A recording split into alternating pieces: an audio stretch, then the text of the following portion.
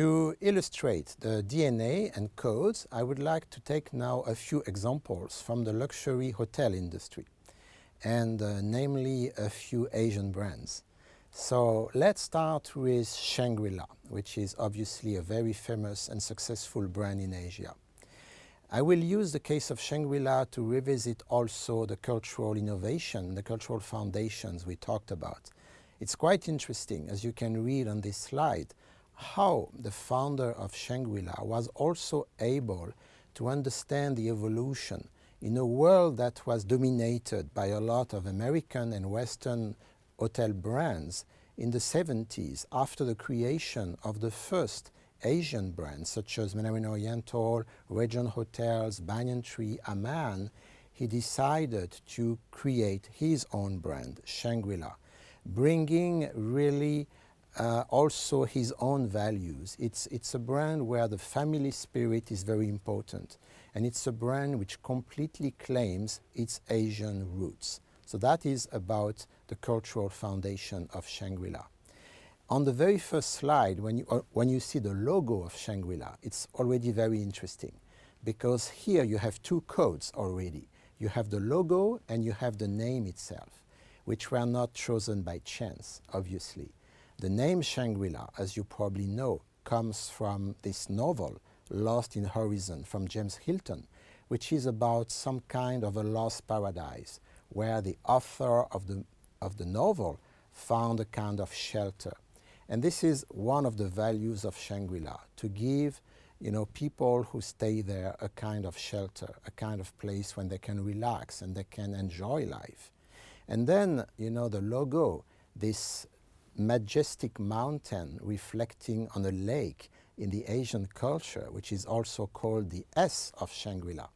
That's also very interesting, because this idea of tranquility, this idea of calmness that you can find in this dreamland that was Shangri-La is probably very well conveyed by this logo. This logo, which really in Asia particularly is so representative of tranquility, a lake, a mountain reflecting on a lake. So you see here already, without developing the case, that the brand values, the brand concept, the brand DNA is already very well represented through the first two most obvious codes, the name and the logo. Obviously, if you go a little bit further, in the hotel itself, the Asian culture, the Asian roots, the colors that Asian people like are well represented. So you can find a lot more codes that convey this Asian hospitality culture. And as I said before, DNA and codes dictates everything the brand is doing.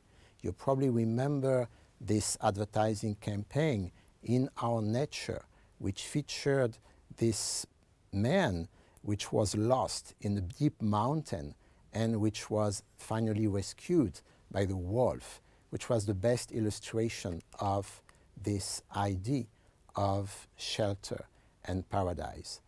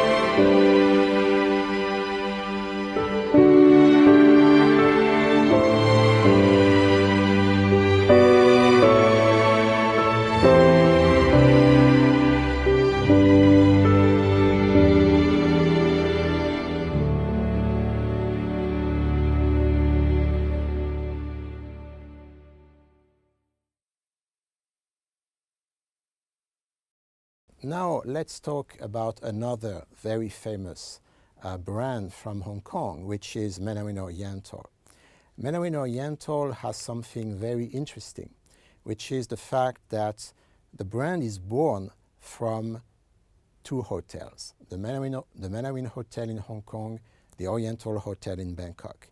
And because these were initially two hotels, we can guess that the DNA of the brand is really to keep the individuality, the individual spirit of each hotel.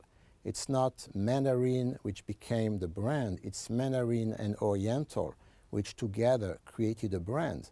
And all the hotels that opened later on, they want to maintain this idea of each hotel keeps its individuality within the collection of hotels under Mandarin Oriental. That's the DNA. But in terms of the codes, as you can see here on this slide, one very interesting thing was the Mandarin Oriental logo, the fan logo which they developed many, many years ago. Why this logo is interesting? Because first of all, it also conveys one of the other DNA principle of Mandarin Oriental, which is, with my own words, probably East meets West. East meets West, you know, with an idea of beautiful design that can appeal both to East and to Western taste. But at the same time, this brand has Asian roots. And as you can see here, the logo, the fan, is probably the most beautiful representation in Asia. The symbol of elegance, the symbol of everything Mandarin Oriental, symbol of everything. The cherry on the cake is that to convey now this second DNA, that Mandarin Oriental wants to maintain the individuality of each hotel. They are developing with artists or designers a unique fan for each hotel, which is interesting. It's another code that directly explains the DNA. And last but not least, about 15 years ago, they developed a new advertising concept, which is actually the unique fan, but the unique fan are now celebrities. And these celebrities have been part of the brand building of Mandarin Oriental for the last 15 years. It's called the Mandarin Oriental Fans Campaign.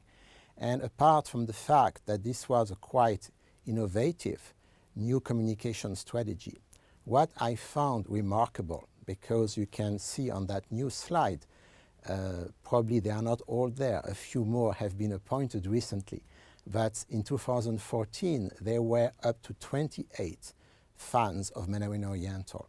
These are personalities that obviously like Mandarin Oriental, which is why they have accepted to see their name, their personality, their picture associated with the hotel. There is also a charity element behind it. But most importantly, if you look carefully at most of these individual fans, most of them convey exactly the DNA of the hotel. Most of them mix Eastern and Western roots. They are either Eastern celebrities who have lived in the West, or they are Western people attracted by the East.